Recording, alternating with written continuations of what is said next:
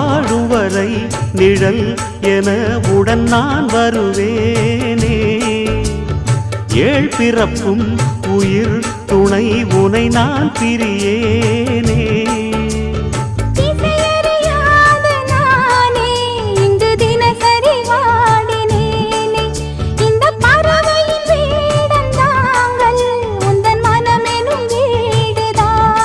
நீண்ட காலம் நேர்ந்த சோகம் நீங்கி போக நானும் தீண்ட யோகம் விளங்கிட. பூமிக்கொரு பாரம் என்று எண்ணி இருந்தேன், பூமுடிக்க யாரும் இன்றி கண்ணி இருந்தேன். சொந்தமின்றி பந்தமின்றி நானும் இருந்தேன்.